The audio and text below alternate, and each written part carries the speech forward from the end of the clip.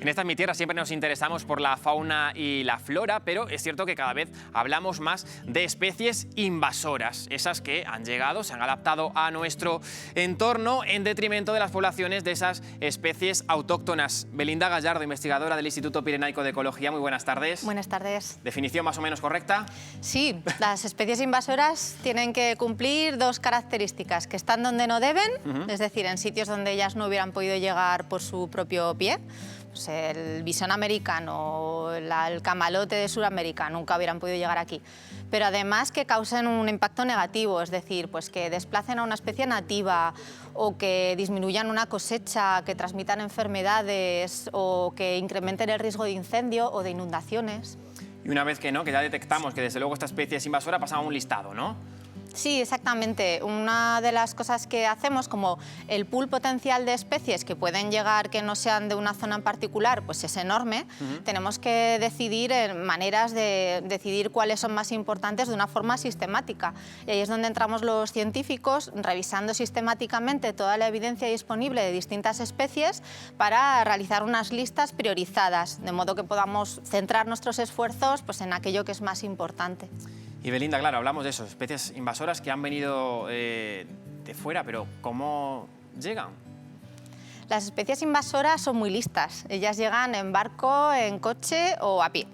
En barco porque vienen como mercancías dentro de estos grandes contenedores que traen los barcos, pero también incrustadas en los cascos de los barcos y sobre todo en gran medida en el agua de lastres, una de las principales vías de entrada de especies invasoras. También vienen a pie o bien adheridas a las ruedas de los coches como mercancía también en transportes, pero incluso en el habitáculo del coche. De hecho, el mosquito tigre, que está muy expandido en Cataluña, lo llamamos el mosquito de la P2, porque es la vía que está utilizando para expandirse. Y finalmente viajan a pie, se aprovechan de nosotros, nos los llevamos en la ropa, en los botas, cuando vamos al campo siempre volvemos, ¿no? Con un montón de semillitas. Pero también la gente que hace actividades acuáticas, pesca, deportes acuáticos, aunque no se ven, hay cantidad de larvas microscópicos que se quedan en los pliegues del neopreno, en las botas y que también nos podemos llevar a otro sitio. Por eso siempre es muy importante lavar todo el material o dejarlo al sol, para que así no corramos ningún peligro de llevárnoslas con nosotros a otro lado. Bueno, Belinda, eres buena conocedora de esa radiografía actual, de esas especies invasoras que tenemos en la comunidad, pero también de cómo van a evolucionar, ¿no?, en el futuro y de incluso las que pueden llegar a venir. Sí, exactamente. Dentro de los análisis de riesgos hacemos dos cosas. Una, intentar anticipar cuál puede venir después, ¿no? Pues, qué especies estamos trayendo y viniendo de distintos sitios, dónde pueden aparecer, cómo les puede afectar el cambio climático, a dónde pueden ir en el futuro. Y otra, pues las que ya tenemos aquí, lo mismo, hacia dónde pueden ir en el futuro y qué podemos hacer al respecto. Estamos viendo ese mapa de esa evolución en la península ibérica. Entiendo que los tonos rojos son las zonas más conflictivas, por así decirlo, ¿no? Efectivamente, sí. Los tonos rojos es donde se acumulan un mayor número total de especies invasoras y con estos mapas nos vienen muy bien porque espacialmente nos permiten mostrar de una manera fácil y sencilla. Se parece un poco a los mapas meteorológicos que tanto manejáis aquí. Pues en qué zonas deberíamos de centrar nuestros esfuerzos. Y ahí vemos todo el Valle del Ebro, ¿no? Como en tonos muy rojos. Lo que está claro es que el calentamiento global juega un papel a favor de estas especies. Sí, claro, son especies que se aprovechan mucho de cualquier situación, se aprovechan de los ambientes degradados, también se aprovechan del cambio climático. La mayoría de las especies tienen una limitación por frío, es decir, llega un momento en el que el frío no les permite sobrevivir y hasta ahí han llegado. A medida que esa barrera de frío va bajando, pues hay un mayor número de especies que la pueden atravesar y esto les permite llegar más hacia el norte y más en altura, en las montañas. Eso nos preocupa porque ahí es donde normalmente encontramos las comunidades nativas más vulnerables, pues que han evolucionado en condiciones más aisladas y se les da peor pues, enfrentarse a este tipo de amenazas. Unos entornos perfectamente que encontramos en el Parque Nacional de Ordes y Monte Perdido. Efectivamente, entonces es un lugar a controlar, que no lleguen especies invasoras que puedan perturbar ese equilibrio que tenemos de especies de plantas animales allí. Es cierto que en Ordesa tenemos suerte porque no hay muchas especies invasoras. Bueno. Y esto tiene que ver con que el parque fuera declarado pues, uno de los primeros que se declararon en la península, porque hemos visto que a nivel de Europa los parques más antiguos prácticamente no tienen ninguna especie invasora. Y eso pues, en parte quiere decir que hemos hecho las cosas bien, ¿no? Que hemos protegido nuestro patrimonio.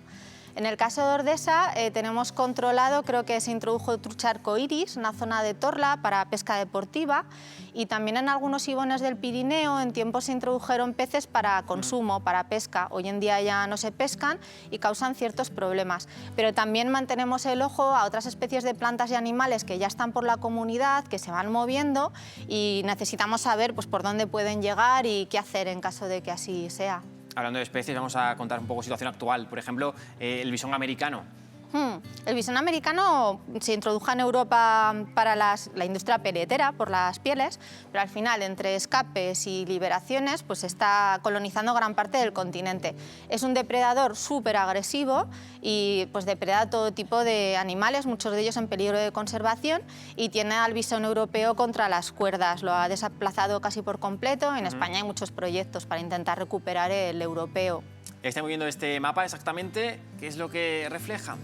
Pues en el mapa de la izquierda tenemos la situación actual. Sí. Las cruces son donde hay, en este caso, bisón europeo, y los tonos rojos, de nuevo, indican zonas que son más idóneas climáticamente para esta especie. Entonces, vemos que excepto lo que es el corredor del río, pues casi todo es bastante idóneo.